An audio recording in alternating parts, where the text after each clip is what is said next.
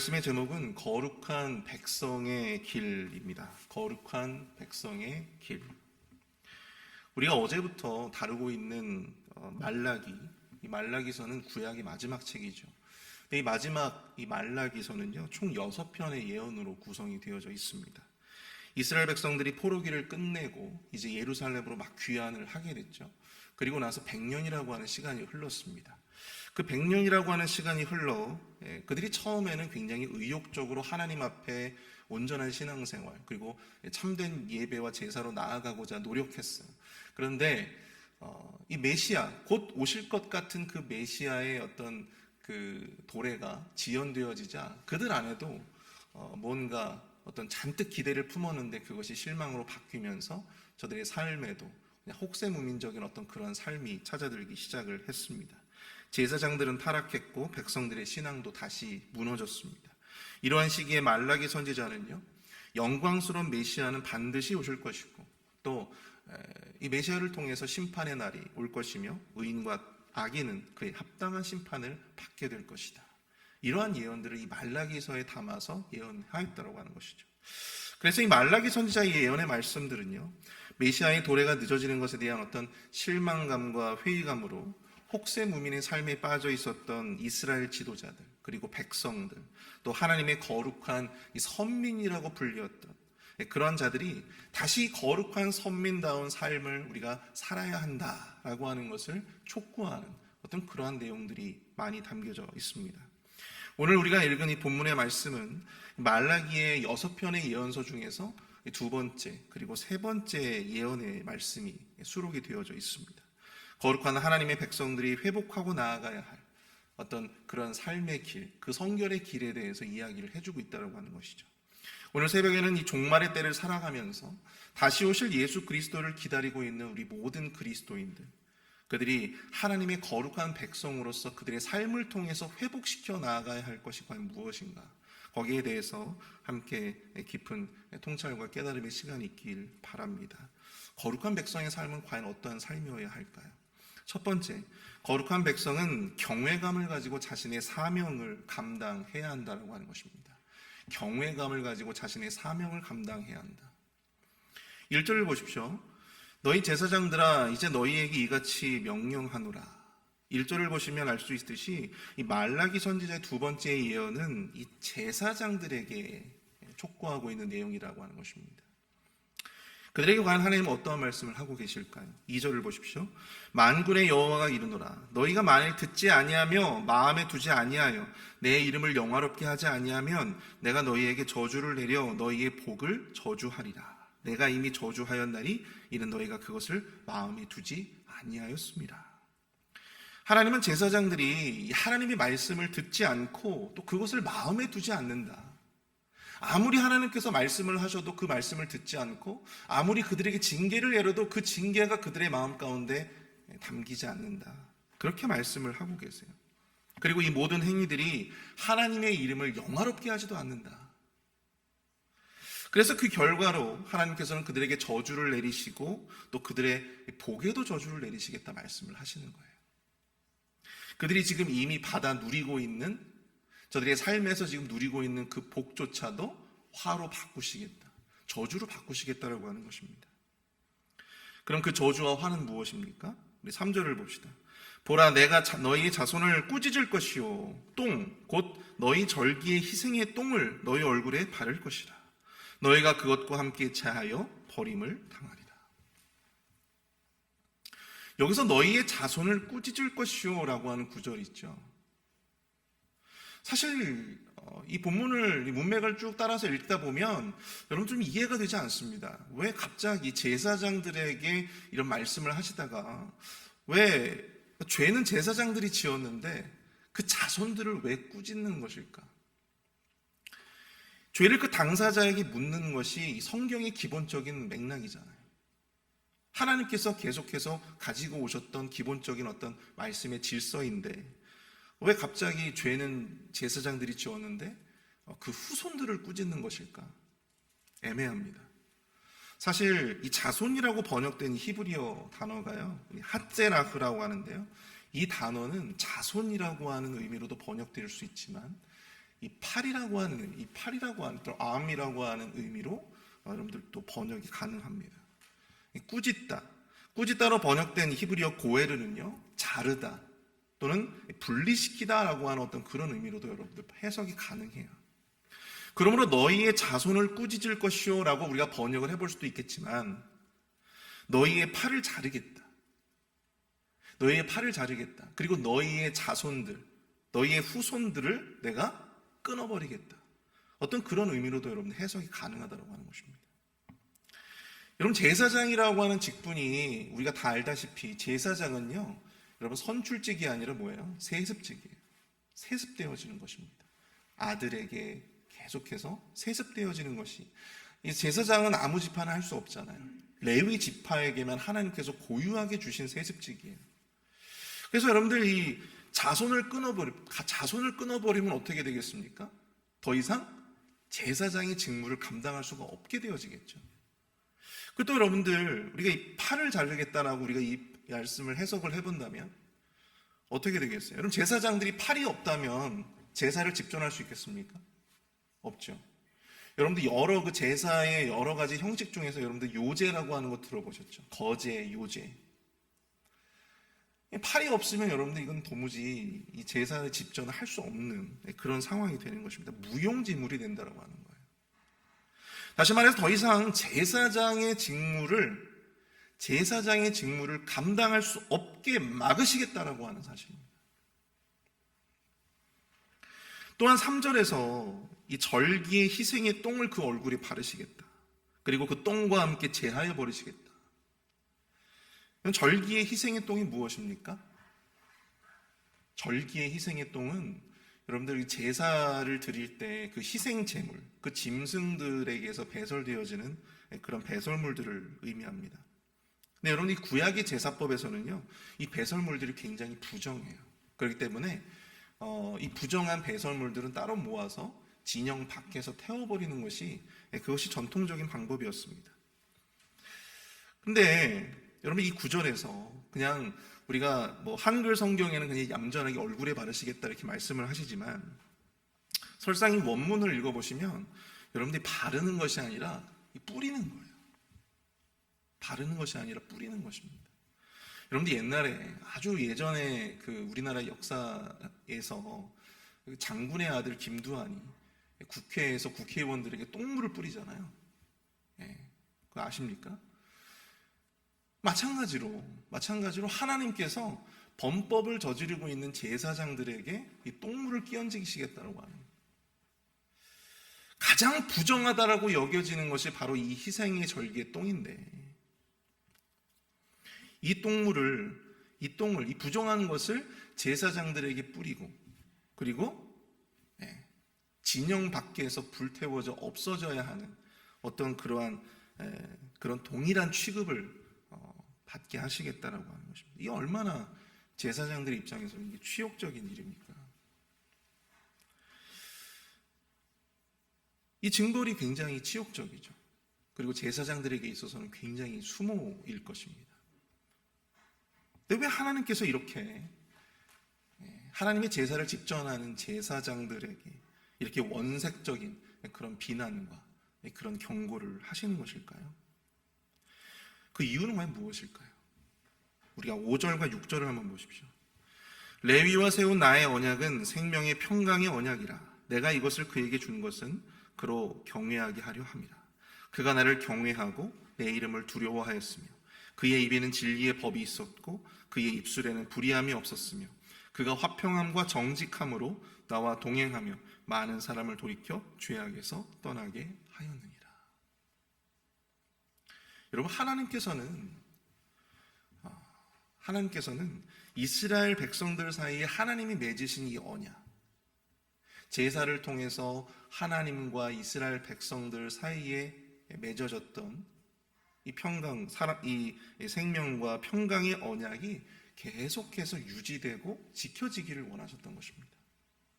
그리고 그 과정에서 이 언약을 유지시켜주는, 또 그 역할을 가지고 있는 제사장들, 이 제사장들의 역할과 사명이 너무나도 막중하다라고 하는 사실을 다시 한번 일깨워주고 있는 것이에요. 말라기 선지자는 과거에 지금 제사장들 말고 그 이전에 레위 지파의 제사장들이 얼마나 모범적이었는가, 그 면모에 대해서 지금 5절과 6절에서 이야기하고 있잖아요. 레위와 세운 나의 언약은 생명의 평강의 언약이라. 내가 이것을 그에게 주는 것은 그로 경외하게 하려 함이라. 그가 나를 경외하고 내 이름을 두려워했다. 그의 입에는 진리의 법이 있었고 그의 입술에는 불의함이 없었는데 또 그가 화평함과 정직함으로 나와 동행하며 많은 사람들을 돌이켜 죄악에서 떠나게 하였다. 과거의 레위 제사장들이 주관하여 드린 이 제사를 통해서 하나님과 이스라엘 백성들 사이에는 참된 생명과 평강이 있었습니다. 뿐만 아니라 그들의 제사를 통해서 많은 사람들이 죄에서 돌이키고 그 죄악에서 떠날 수가 있었다고 하는 것이죠. 이처럼 제사장들의 역할, 제사장들의 사명이 너무나도 막중함에도 불구하고 이 제사장들이 자신들의 사명을 잊어버리고 말았다고 하는 것입니다. 그리고 그것을 하나님께서 지적하시고 그들의 죄에 대해서 고발하고 계시는 것이죠.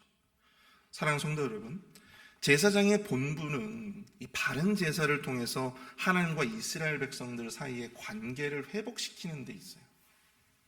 뿐만 아니라 이스라엘 백성들이 죄에서 돌이킬 수 있도록, 그 죄악에서 떠나가도록 그들을 선도하고 계도시키는 그런 거룩한 막중한 사명이 있다고 하는 것입니다.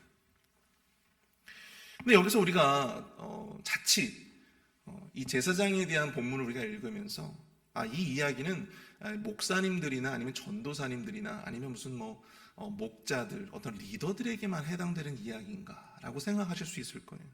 근데 그렇지 않죠. 베드로전서 2장 9절에 여러분 보시면 그러나 너희는 택하신 족속이요 왕 같은 제사장들이요 할 때 이 너희는 이라고 말하는 것은요, 단순히 예수님의 제자들 뿐만이 아니었어요. 목사들 뿐만이 아니었고 전도사들 뿐만이 아니었습니다.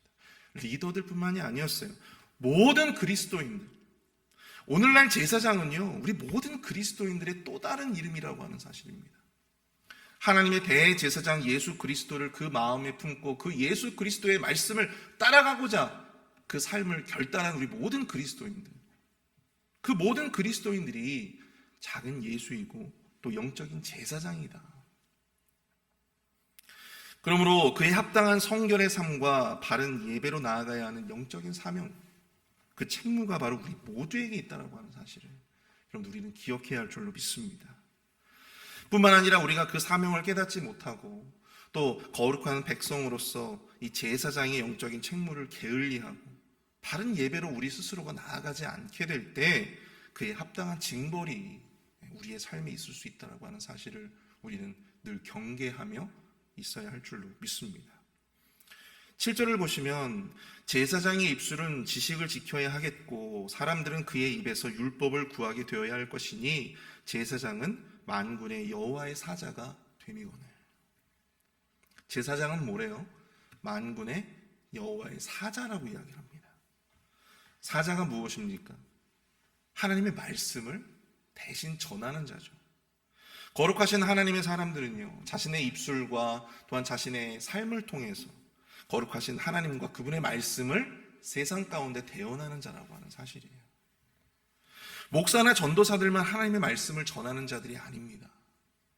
지금 이 순간 제가 전하는 이 말씀을 듣는 이 모든 우리 성도님들을 포함해서 우리 모든 그리스도인들이 그들의 입술과 삶으로 하나님의 말씀을 전하고 또 대언하는, 그리고 하나님의 존재하심을 세상의 모든 자들에게 온전히 보여줄 수 있고 전할 수 있는 그런 거룩한 사명이 우리 안에 있다고 하는 사실입니다. 우리가 과연 그 책무를, 그 사명을 여지껏 너무나도 안일하게 생각해 오지는 않았는가?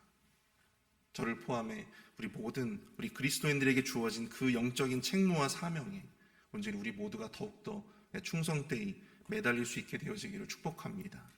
그리고 우리의 어떤 삶에 합당한, 그 이름에 합당한 성결의 삶을 온전히 살아갈 수 있는 그런 우리 모두가 되어서 여호와의 사자로서 그 이름이 부끄럽지 않은 그런 삶으로 나아가실 수 있는 저와 여러분들이 되실 수 있기를 축복합니다. 두 번째로 우리가 생각해 볼 수 있는 이 거룩한 백성은 과연 어떤 삶을 살아야 하느냐? 두 번째는 거룩한 백성은 경건한 가정의 질서를 세워야 한다라고 하는 것입니다. 경건한 가정의 질서를 세워야 한다.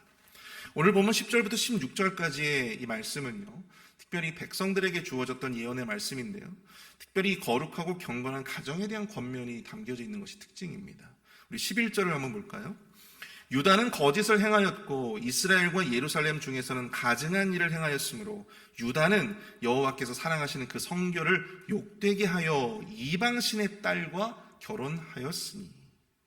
자, 여기서 유다가 행한 가증한 일이 무엇입니까? 그것은 바로 이방신의 딸과 결혼했다라고 하는 거예요. 자, 그냥 이방인의 딸들과 결혼했다라고 하면 할 수도 있는데 왜 굳이 이방 신의 딸들과 결혼했다, 그렇게 이야기하고 있는 걸까요?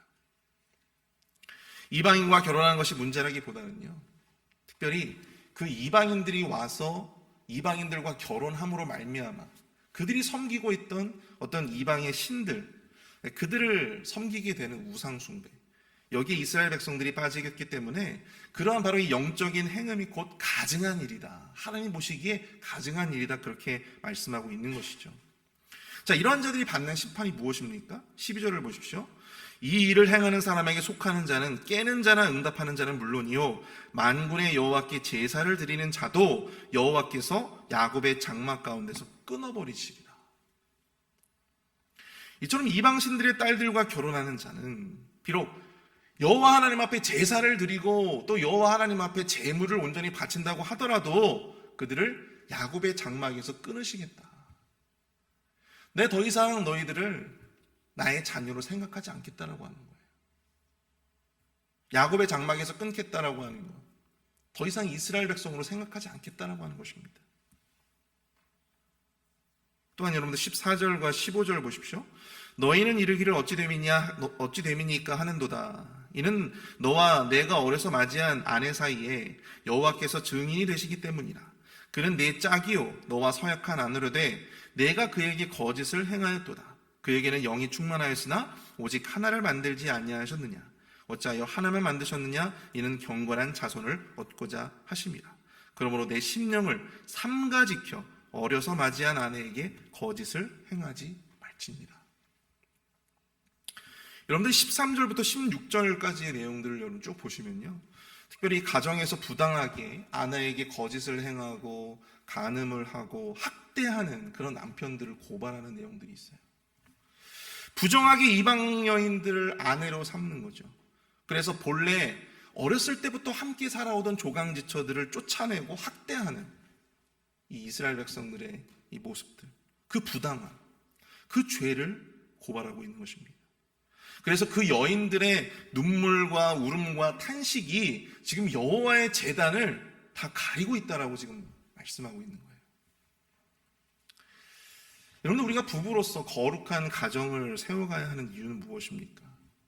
오늘 말씀에서도 이야기하고 있지만 이 모든 부부들은요, 하나님 앞에서 서약을 했어요. 그 거룩한 서약으로 말미암아 맺어진 존재이기 때문입니다. 그리고 이 서약은요, 함부로 폐기될 수가 없는 것입니다. 함부로 취급되어질 수도 없는 거예요.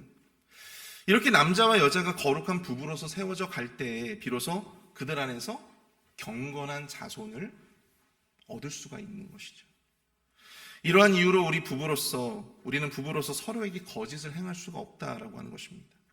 이혼으로 말미암아 서로에게 상처를 주고 또 거짓을 행하여 서약을 깨뜨리는 것은 부부 안에서만의 문제가 아니라 곧 누구를 지금 배신하는 것입니까? 바로 이 하나님을 욕되게 하는 것이고 하나님을 거룩지 못하게, 하나님을 영화롭지 못하게 만드는 행위이다라고 하는 것입니다. 거룩한 가정을 세워가기 위해 필요한 것이 무엇이에요? 오늘 본문에서 두 번씩이나 반복해서 나오는 구절이 있습니다. 너희 심령을 삼가지키라. 너희 심령을 삼가지키라. 가정 안에서 거룩한 질서를 세워가고 또 경건한 자손들을 배출하기 위해 무엇보다 필요한 것, 우리의 심령을 삼가지키는 것이다라고 말씀하고 계세요. 근데 이게 도대체 무슨 의미일까요? 여기서 심령이라고 하는 이 말은요, 우리가 보통 영혼이라고, 영혼이라고 하잖아요. 인간의 모든 행위를 주관하는 굉장히 중요한 이 마음의 깊은 부분이죠. 근데 오늘 15절에 이런 구절이 있어요. 그에게는 영이 충만하였으나 오직 하나를 만들지 아니하였느냐. 하나를 만들지 아니하였느냐. 여러분, 우리가 하나님께서 남자와 여자를 지으셨잖아요. 남자를 딱 지으셨는데 이 남자에게도 여러분들 영이 하나가 있고 여자에게도 영이 하나죠. 근데 이 남자와 여자가 서로 연합하여 하나님 앞에서 서약함으로 말미암아 부부의 연을 맺었다면 여러분, 하나님께서는요 이 부부를 한 몸 그리고 한 영으로 보신다라고 하는 것입니다. 그에게는 영이 충만하였으나 이미 이 남자만으로도 이 여자만으로도 그 영과 육이 온전히 충만하였지만 이 하나를 하나로 만드셨다라고 하는 건 무엇입니까? 하나님께서 한 영, 한 몸으로 보신다라고 하는 거예요. 부부는 곧 한 몸인과 동시에 한 영이다. 그것을 하나로 만드신 이가 누구냐? 바로 여호와 하나님이시다라고 하는 거예요. 그래서 그 어떠한 것으로도 나눌 수 없는 것이 바로 부부의 연이다. 부부가 서로에게 거짓을 행하여 서로가 이방의 음란한 이방신을 따르는 그 음란한 여인들을 아내로 맞이하고 행음하고 또 이 조강지처들을 학대하는 것, 이것은 결국 그 아내에게만, 그 남편에게만 상처를 주는 것이 아니라, 죄를 짓는 것이 아니라 결국 여호와 하나님, 그들을 만나게 하시고 한 영으로 맺어주신, 한 몸으로 맺어주신 여호와 하나님을 배신하는 것이고 여호와 하나님의 뜻에 반하는 일이다. 이것을 말라기 선지자는 이야기하고 있는 것입니다. 결혼한 부부는요, 여러분, 몸만 하나인 것이 아닙니다. 그 영도 여호와 하나님께서 하나로 만드셨어요. 그러니 상대를 우리가 무시하고 거짓을 행하고 학대하는 것은 결국 무엇입니까? 나의 또 다른 영을, 나의 한 영인 내 이 아내를 학대하는 것은 결국 나를 해하는 것이고요. 결국 그것은 나를 온전히 지키지 않는 어떤 그런 행위인 것이죠.